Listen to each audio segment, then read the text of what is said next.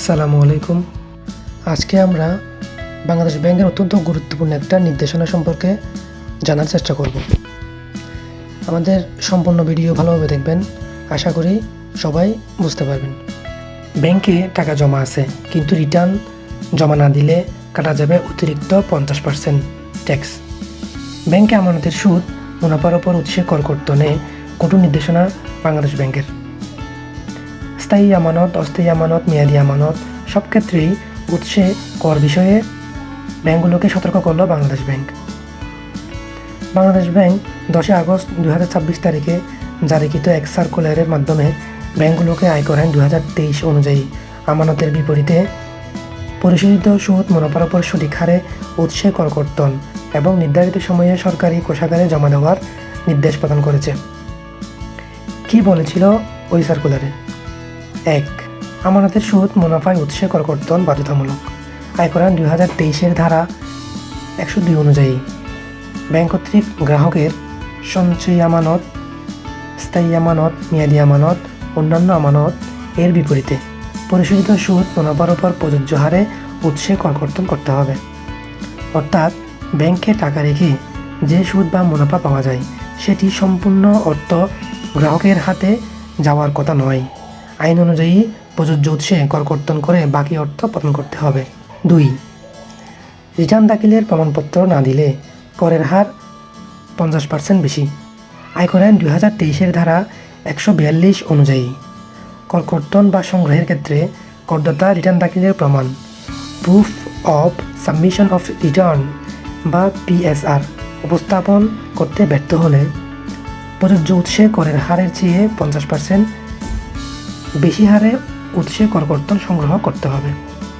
অর্থাৎ PSR এর বিষয়টি এখনও আরও গুরুত্বপূর্ণ। 3 নম্বরে বলা হয়েছে ব্যাংক কর্তন করা কর কখন সরকারি কোষাগারে জমা দেবে।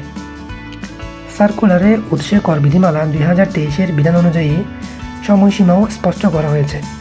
অর্থবছরের জুলাই থেকে মে মাসে কোনো কর কর্তন সংগ্রহ হলে কর্তন সংগ্রহের মাস শেষ হওয়ার পূর্ববর্তী 2 সপ্তাহের মধ্যে সরকারি কোষাগারে জমা দিতে হবে।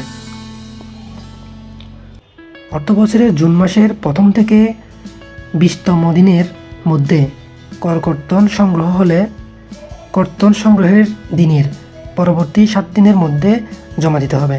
জুন মাসের অন্যান্য দিনে কর কর্তন সংগ্রহ হলে পরবর্তী দিনেই সরকারি কোষাগারে জমা দিতে হবে। ব্যাংকের জন্য আরও গুরুত্বপূর্ণ নির্দেশনা বাংলাদেশ ব্যাংক জানিয়েছে, ব্যাংক কর্তৃক কর্তনকৃত উৎসে কর যেন নির্ধারিত সময়ের বেশি জেনারেল লেজার বা অন্য কোনো হিসেবে সংরক্ষণ না করা হয়। এছাড়াও নির্ধারিত সময়ে সরকারি কোষাগারে জমা দিতে হবে। উৎসে কর কর্তনের জন্য যথাযথভাবে সংরক্ষণ করতে হবে। প্রয়োজনীয় বিবরণী ও চালানের কপি সংশ্লিষ্ট কর্তৃপক্ষের কাছে দাখিল করতে হবে। আয়কর আইন 2023 ও উৎসে কর বিধিমালা 2023 এর অন্যান্য প্রযোজ্য বিধান যথাযথভাবে অনুসরণ করতে হবে। করদাতাদের জন্য বিষয়টি কেন গুরুত্বপূর্ণ? অনেকেই মনে করেন ব্যাংক আমার সুদ, মুনাফা থেকে কর কেটে নিয়েছে, এখানেই সব শেষ। কিন্তু বাস্তবে আয়কর রিটার্নে ব্যাংক সুদ, মুনাফার আয় এবং কর্তনকৃত উৎসে করের তথ্য সঠিকভাবে উপস্থাপন করা অত্যন্ত গুরুত্বপূর্ণ। বিশেষ করে ব্যাংক হিসেবের তথ্য, আমানতের পরিমাণ, সুদ, মুনাফার আয়, কর্তনকৃত উৎসে কর, PSR, রিটার্নে প্রদর্শিত আয় ও সম্পদের তথ্য, এসবের মধ্যে অসামঞ্জস্য থাকলে ভবিষ্যতে কর সংক্রান্ত জটিলতা তৈরি হতে পারে। মনে রাখবেন, ব্যাংক শুধু টাকা রাখার জায়গা নয়। ব্যাংকের মাধ্যমে আপনার আয়, সুদ, মুনাফা এবং উৎসে করের তথ্য কর ব্যবস্থার গুরুত্বপূর্ণ অংশ হয়ে যাচ্ছে।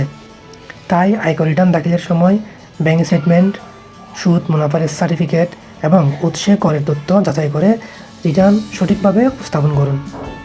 আইন মেনে রিটার্ন দিন, ভবিষ্যতে ঝামেলা এড়িয়ে চলুন। এমন আরও তথ্য পেতে ফলো করুন আইন পাঠচক্র। ধন্যবাদ সবাইকে।